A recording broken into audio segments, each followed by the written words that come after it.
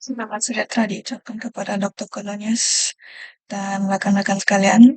Hari ini kami dari kumpulan 4 akan membentang tentang pengaruh alam sekitar fizikal taburan tumbuh-tumbuhan.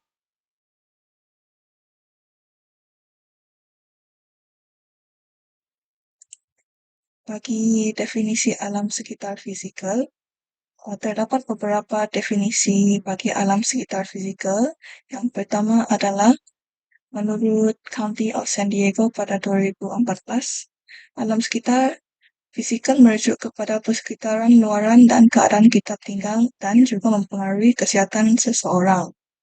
Definisi yang kedua yang diberi oleh saya adalah alam sekitar fisikal boleh diuraikan sebagai satu sistem dinamik yang sentiasa mengubah dan mengembang faktor geografi yang memberi kesan kepada bekalan makanan dan ketersediaan suhu dan sebagainya.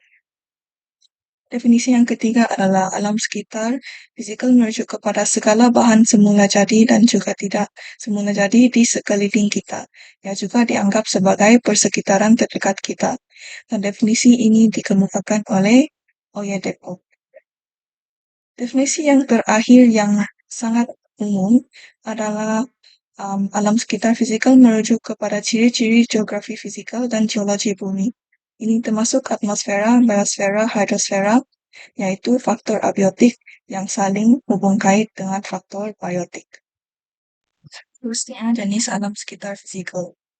Di sini telah paparkan 4 jenis alam sekitar fisikal, dan yang pertama adalah alam sekitar semula jadi prasejarah, yaitu organisme yang pertama seperti spesies haiwan dan tumbuhan yang pertama wujud di muka bumi. Jenis alam sekitar fisikal yang kedua adalah alam sekitar fisikal buatan manusia, yaitu terdiri daripada perumahan, infrastruktur, perniagaan, dan unsur-unsur lain yang dibuat oleh manusia. Jenis alam sekitar fisikal yang ketiga adalah alam sekitar fisikal semula jadi sejak evolusi manusia, yaitu apa-apa yang menyokong hidupan seperti atmosfera, lautan, zon iklim seperti padang pasir, tundra, dan hutan hujan tropika. Dan alam sekitar fisikal yang terakhir adalah luar angkasa yang terdiri daripada planet dan sebagainya. Seterusnya adalah kepentingan alam sekitar fisikal. Sebenarnya alam sekitar fisikal mempunyai kepentingannya. Di sini terdapat 2 kepentingan. Yang pertama adalah alam sekitar fisikal boleh menyokong ataupun menggagalkan memenuhi keperluan asas ekologi, dan ini dikemukakan oleh Schaublom pada 2016. Yang seterusnya adalah kepentingan alam sekitar fisikal adalah seperti yang dikaji dalam geografi fisikal, dia membawa impak yang mendalam ke dalam cara hidup, aktiviti, dan adaptasi manusia. Dan ini dikemukakan oleh Auerbach. Sekarang kita beralih pula kepada pengaruh persekitaran fizikal yang akan mempengaruhi taburan tumbuhan. Terdapat 4 pengaruh persekitaran fizikal yang akan mempengaruhi taburan tumbuhan. Pengaruh yang pertama adalah bentuk muka bumi yang akan dibentangkan oleh saya sendiri. Pengaruh yang kedua adalah iklim, yang ketiga adalah tanah, dan yang keempat pula adalah saliran. Sekarang kita beralih pula kepada pengaruh yang pertama, iaitu bentuk muka bumi. Menurut Muhammad Suhaili Yusri Cehngah 2008, bentuk muka bumi merujuk kepada kepelbagaian ciri serta ketinggian suatu permukaan daratan yang diukur dari aras laut. Bentuk muka bumi boleh diklasifikasikan kepada 3 jenis yang utama, iaitu tanah tinggi, tanah pamah, dan pinggir laut. Akan tetapi, untuk pembentangan hari ini, saya akan menyentuh 2 sahaja bentuk muka bumi, iaitu tanah tinggi dan pinggir laut. Bentuk muka bumi yang pertama adalah tanah tinggi. Kawasan tanah tinggi merupakan kawasan yang berketinggian melebihi 180 meter dari aras laut. Di kawasan tanah tinggi, tumbuh-tumbuhan adalah berbeza mengikut ketinggian. Berdasarkan gambar rajah hutan gunung pada slide, kita boleh melihat perbezaan tumbuh-tumbuhan yang ada pada suatu tempat berdasarkan ketinggian. Sebagai contoh, pada ketinggian 1200 sehingga 1800, tumbuh-tumbuhan yang ada pada ketinggian tersebut adalah seperti hutan daun luruh, Manakala pada ketinggian 1,800 sehingga 2,900, tumbuh-tumbuhan yang ada pada ketinggian tersebut adalah seperti hutan pokok tirus. Manakala pada ketinggian 2,900 sehingga 3,500 pula adalah terdiri daripada tumbuh-tumbuhan seperti pokok, kerdil dan rumput. Di kawasan tanah tinggi juga, tumbuh-tumbuhan terdiri daripada pokok-pokok rendah, terbantut dan renek. Sebagai contoh adalah seperti pokok oak, pokok laurel, pokok palma, paku pakis, lumut, kulampir dan spruce. Bentuk muka bumi yang kedua pula ialah pinggir laut. Kawasan pinggir laut terdiri daripada pulau, pantai berpasir, pantai berlumpur dan paya air masin. Di kawasan pantai, spesies tumbuhan adalah berbeza mengikut jarak dengan laut. Berdasarkan gambar raja hutan pantai pada slide, kita boleh melihat perbezaan tumbuh-tumbuhan yang tumbuh berdasarkan jarak dengan laut. Tumbuh-tumbuhan di pinggir pantai juga terdiri daripada tumbuh-tumbuhan yang tahan terhadap proses fizikal seperti tiupan angin kencang dan juga air laut iaitu ombak. Contoh-contoh tumbuhan yang tumbuh di sekitar kawasan pinggir pantai adalah seperti semak samun, cemerlang lautan, pokok tapak kuda, pokok roh, pokok bakau dan pokok kelapa. Seterusnya kita akan beralih kepada iklim. Menurut World Climate Conference 1979 menyatakan bahwa iklim adalah suatu sintesis kejadian suatu cuaca selama jangka waktu yang lama atau panjang yang secara statistik cukup untuk digunakan sebagai menunjukkan suatu nilai statistik yang berbeza dengan sebuah kawasan di setiap saatnya. Terdapat beberapa iklim di dunia, namun kami hanya memilih iklim khatulistiwa dan juga iklim gurun panas. Iklim khatulistiwa. Iklim khatulistiwa mengalami panas dan lembab sepanjang tahun.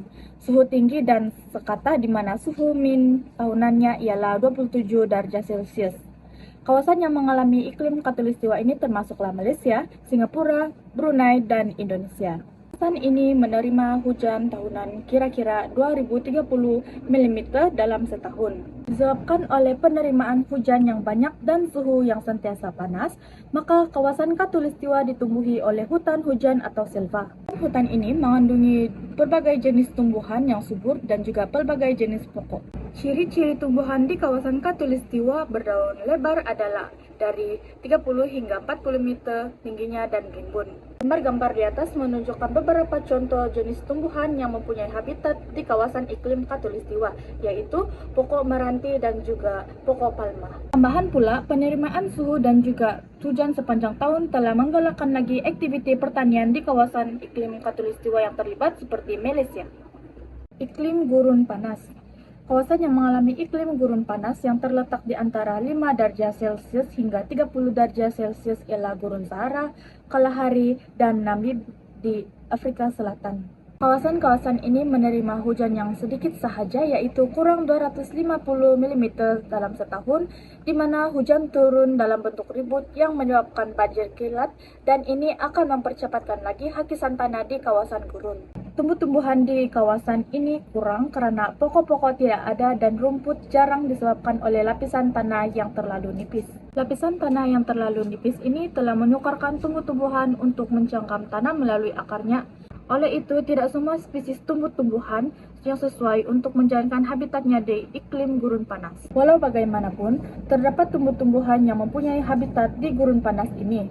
Tumbuh-tumbuhan tersebut mempunyai ciri-ciri seperti mempunyai akar yang panjang bagi membolehkannya untuk mencari air, daun yang keras, berbentuk jarum, dan berduri untuk mengurangkan kadar kehilangan air melalui aktiviti fisikal seperti perpeluhan. Gambar di atas menunjukkan salah satu contoh tumbuhan yang mempunyai habitat di iklim gurun panas, yaitu pokok kaktus. Ciri-ciri yang ada pada pokok kaktus ini telah membolehkannya untuk bertahan dalam keadaan iklim panas. Baiklah, seterusnya kita akan beralih kepada faktor yang seterusnya, di mana faktor tani juga merupakan salah satu faktor yang akan mempengaruhi taburan tumbuh-tumbuhan di sesuatu kawasan. Nah, apa itu tani? Menurut Fizura BK Mustafa 2020, tani merupakan salah satu hasil yang terbentuk di atas permukaan bumi. Tumbuh-tumbuhan secara semula jadi hidup subur di kawasan tani mengikut kesesuaian dan ciri-ciri tumbuhan tersebut. Menurut beliau juga, tani ialah lapisan yang paling atas di permukaan bumi yang terbentuk daripada dua hasil bahan utama, yaitu yang pertama bahan organik dan yang kedua adalah bahan bukan organik. Bahan organik ini merujuk kepada proses luluh hawa kimia, manakala bahan bukan organik ini merujuk kepada proses luluh hawa fisikal, di mana proses luluh hawa ini akan menghasilkan nutrien untuk kesuburan tani tersebut. Baiklah, dalam pembentangan ini saya cuma akan memberikan 3 jenis tani sahaja sebagai contoh akibat daripada proses luluh hawa, di mana tani ini dia mempunyai ciri-ciri yang tersendiri. Jenis tani yang pertama yang saya akan terangkan sebentar lagi adalah jenis tani Chernozem, yang kedua adalah tani Latosols, dan yang ketiga adalah tani Arisidols. Baiklah, seterusnya kita akan beralih kepada jenis tani yang pertama, yaitu tani Chernozem. Tani Chernozem seperti yang kita lihat dalam slide ataupun dalam gambar raja tersebut, tani ini mempunyai ciri tanah yang berwarna hitam dan hanya tumbuh di kawasan yang hanya mengalami iklim stepe. Apa itu iklim stepe? Iklim stepe ini merupakan sebuah kawasan yang hanya mengalami kadar kerepasan yang sangat rendah, yaitu sebanyak 250 mm hingga 400 mm setahun. Kawasan ini sesuai bagi pertumbuhan tumbuh-tumbuhan, rumput-rumput atau bunga-bungaan redneck. Pada musim sejuk, tanah akan membeku dan akan menyebabkan setengah tumbuhan akan mengalami ataupun mempunyai akar yang pendek. Terdapat beberapa contoh tumbuhan yang tumbuh di kawasan tani ini seperti Big Blue Stem Grass dan juga Buffalo Grass. Seterusnya kita beralih kepada jenis tani yang kedua, yaitu tani Latosol. Tani Latosol ini berada di hutan hujan tropika dan hutan monsun tropika. Tani ini mempunyai ciri-ciri tersendiri, yaitu mempunyai tekstur sama ada berpasir, liat ataupun lembab, dan juga mempunyai warna sama ada merah ataupun kuning. Hutan hujan tropika ataupun hutan monsun tropika ini mempunyai pelbagai jenis tumbuhan yang padat dan tinggi. Keadaan ini menyebabkan kedua-dua hutan ini menjadi habitat bagi pelbagai jenis hidupan liar yang bergantung sepenuhnya kepada ekosistem hutan, sama ada sebagai tempat tinggal ataupun sebagai tempat mencari pelbagai jenis sumber makanan. Terdapat beberapa jenis tumbuhan yang hidup di kawasan ini seperti pokok jati, cendana, mahogani, dan juga jelutong. Seterusnya kita beralih kepada jenis tani yang ketiga, yaitu tani Arisidols. Tani Arisidols ini berada di kawasan gurun yang dilitupi oleh tanah Arisidols yang bermaksud kering ataupun tandus. Tumbuh-tumbuhan yang hanya mempunyai akar yang panjang yang mampu menyerap air di dalam tanah hanya mampu hidup di kawasan ini. Terdapat beberapa tumbuhan yang hidup di kawasan ini seperti kaktus, aquatus, dan juga pokok kurma. Seterusnya, saliran. Saliran merujuk kepada tasik, sungai, kawasan tadahan air, dan apa-apa sahaja badan air.